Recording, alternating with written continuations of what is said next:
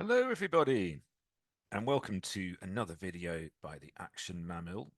And today's route will be fairly short, but very rich in terms of monuments and cultural heritage. So, as an overview, we'll be starting here in Coma Ruga and going down to Torredembarra.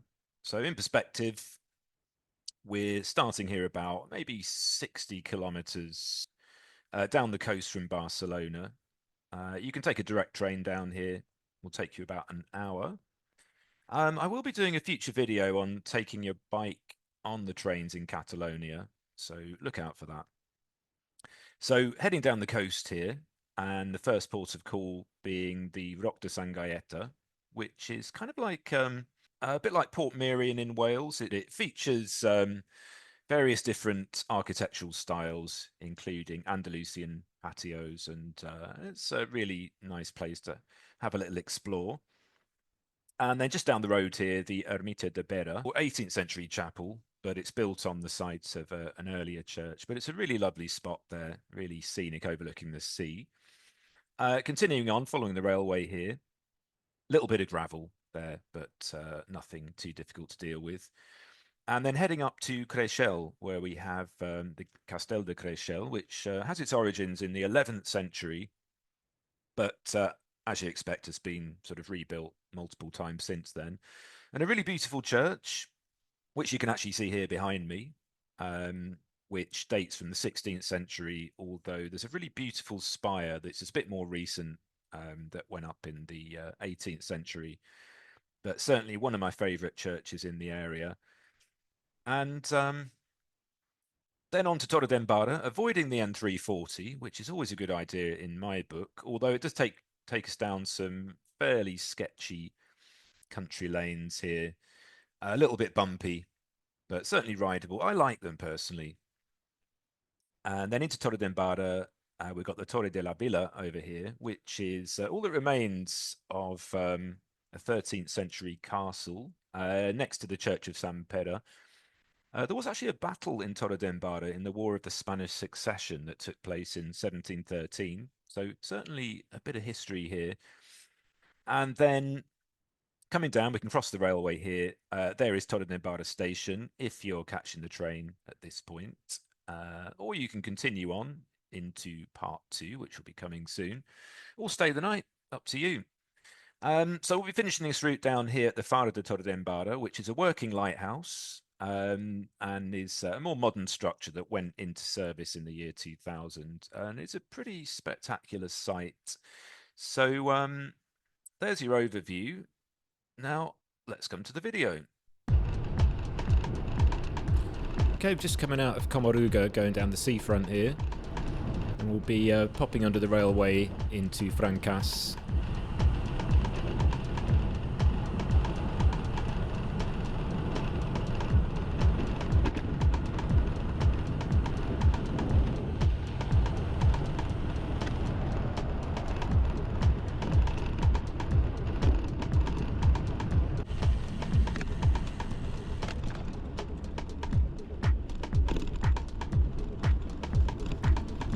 We have a few bits of climbing along the way, and this is one of them.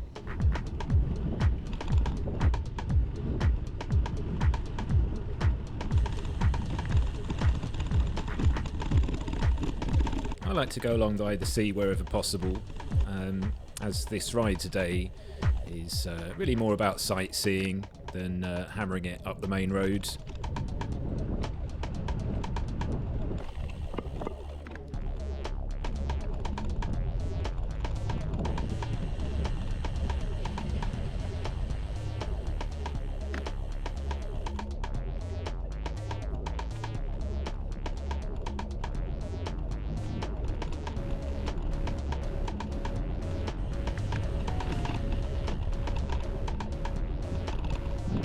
There's a few of these sections like this. Not exactly sure if you're officially allowed to ride through them, but use your discretion. As you can see, there's not a lot of people around here. As long as you're considerate to the pedestrians, should be fine.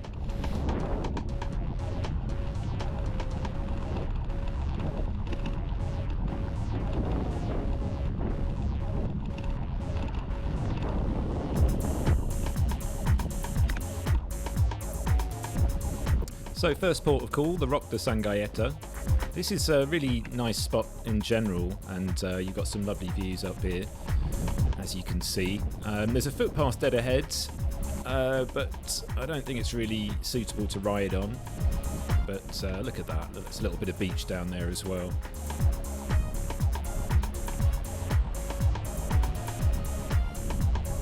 So let's have a little look around. This village went up in the 1960s, and I guess the intention was to showcase the different architectural styles of Spain. And again, not 100% sure on how far you're allowed to cycle around here. I mean, I didn't harass anybody, and there was almost nobody in there anyway, and I just kind of wheeled the bike around.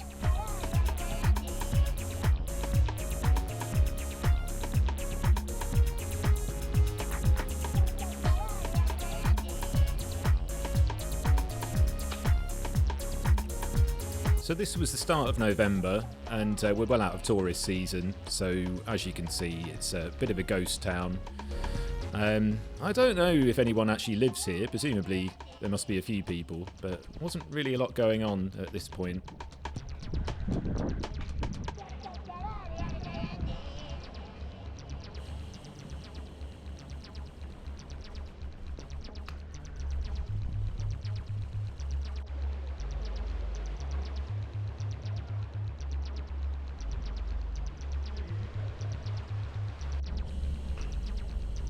So pretty much everything was closed. I mean, there are a few restaurants around, but they probably cater more to the tourists. But yeah, it was kind of nice to be able to have a tool around without many people.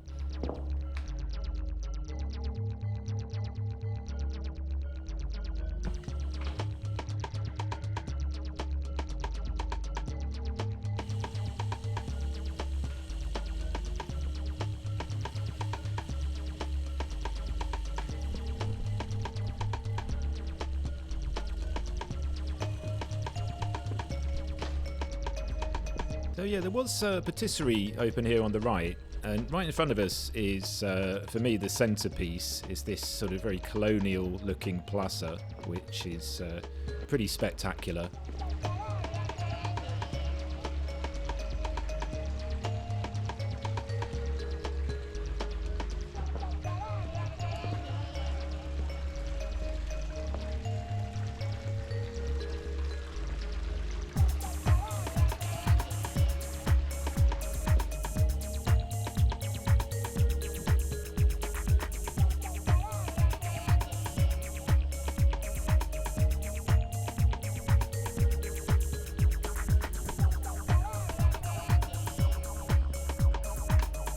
So I'm no expert on architecture, but I think you can see that sort of Moorish influence, which I guess really connects it to the south of Spain. And here we're on our way, just descending down along the railway onto our next stop.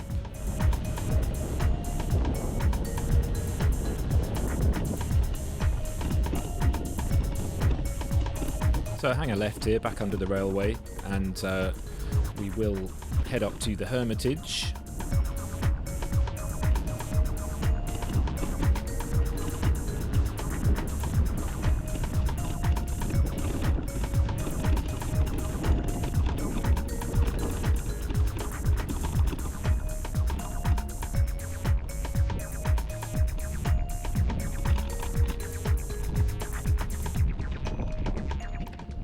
Well, I guess you could ride it up there, but I thought out of respect I would just walk the bike up.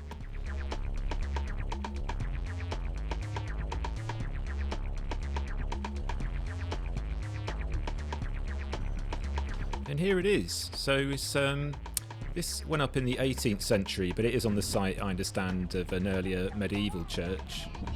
I think unfortunately there was some level of destruction to the interior during the Civil War.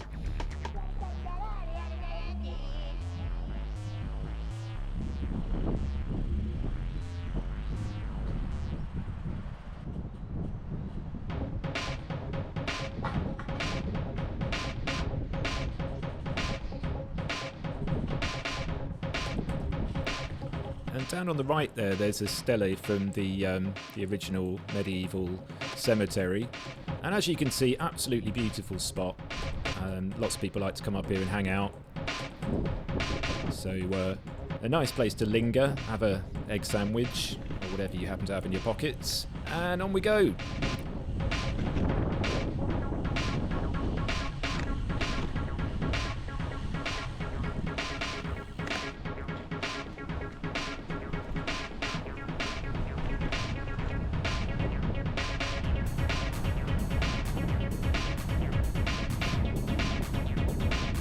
So we're following the railway line here again, and we're back on the seafront, which is nice. Here comes that bit of gravel I mentioned. I mean, I didn't find it too bad. A little bit sort of skiddy and bumpy, but for me, perfectly fine to ride on a road bike.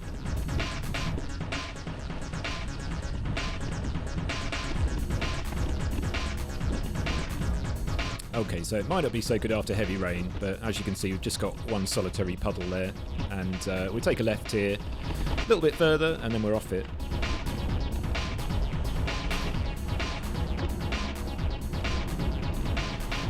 We pop over this bridge and head up to Créchel.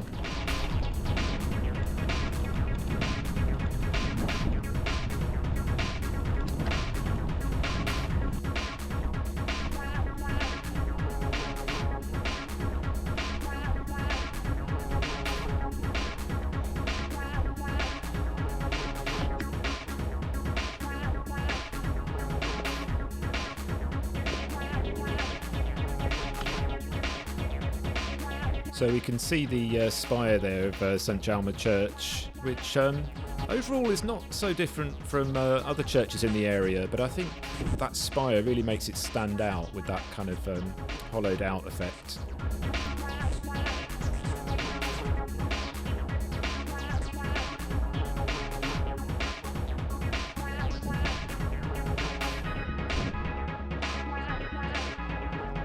And we come up here to the castle, which originates from the 11th century, I believe, but as you can see, they've done it up a few times since then, but still spectacular monument.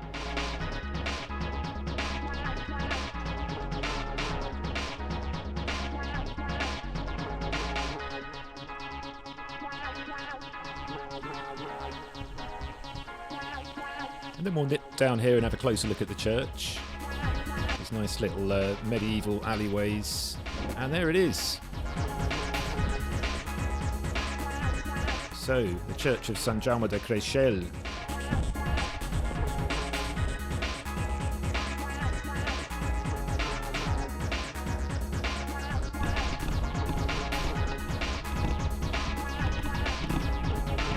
So you can pop down the side of the castle here and out the back, and going to swing round and we'll get another look at that beautiful spire on the church.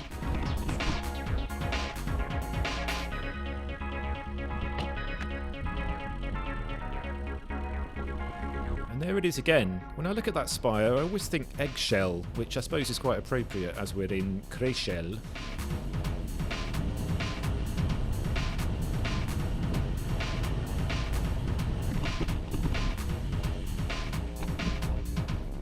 And you can nip up here to this patio. There's quite a nice view of the sea from up here.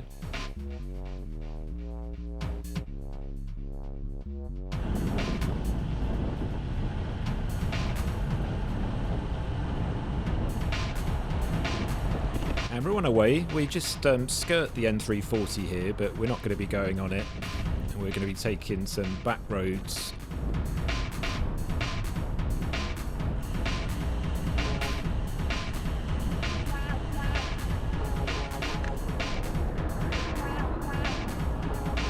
And we're taking a left here, like I did not on that occasion. I should know this route by now, but as I might have mentioned before, I'm a little bit directionally dyslexic until I really know a route well.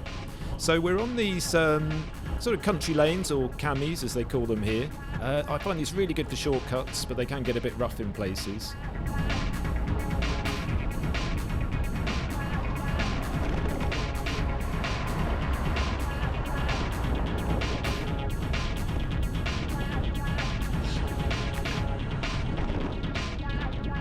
there's a right coming up here which is easy to miss, which I did on this occasion. So go back to previous comments made about my lack of directional sense. So pop over the main road here, and this will take us through to Torredembarra. Now this section does get a little bit rough, and you do get a few people walking their dogs along here, so do take care of the walkers, not to mention the dogs.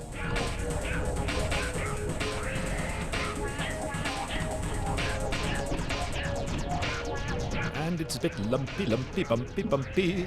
I like these though. I find these kind of quite rustic.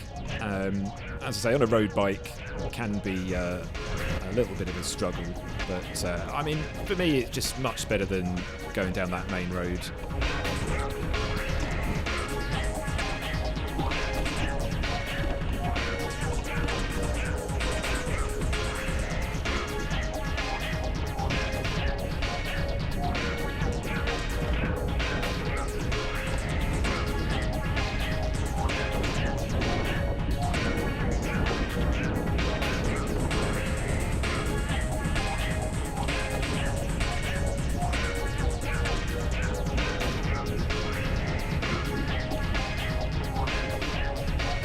More olive groves here, which you do produce a lot of them here. I think that's my retirement plan. I'm going to go and live on an olive grove.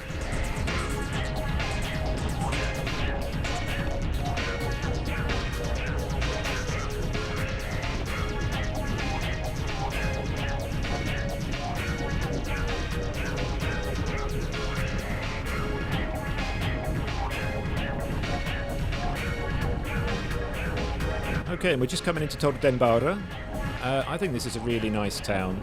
It's got some nice old buildings there. Quite a nice high street up here as well.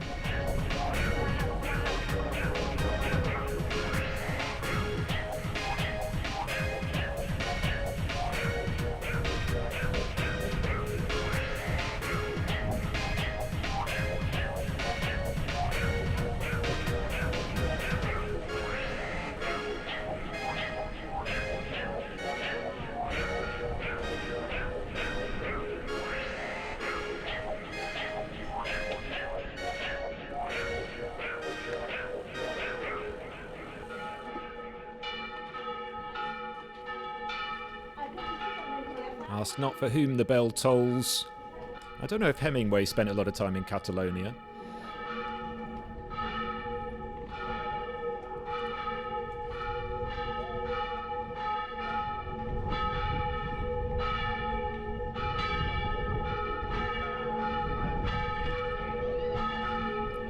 So we're coming up to the Torre de la Villa, which is the remains of an old 13th century castle. And you can hear the bells there of the Church of San Pere de Apostol.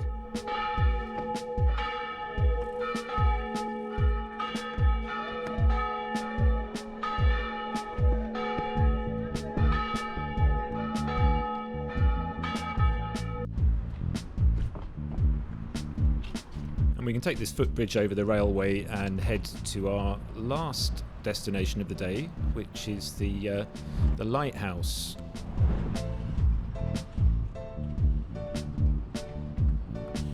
So the station's just down on the right there, the railway station, and that has direct trains to Barcelona.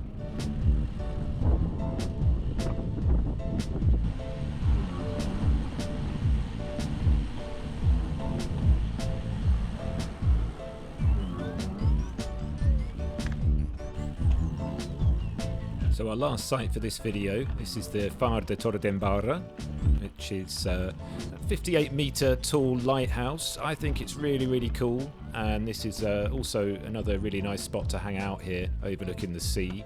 So lovely spot for a little mini picnic, depending on what food you got on you. So thanks very much for joining me on this one. Look out for part 2 where we'll head north and find some more delights of the area.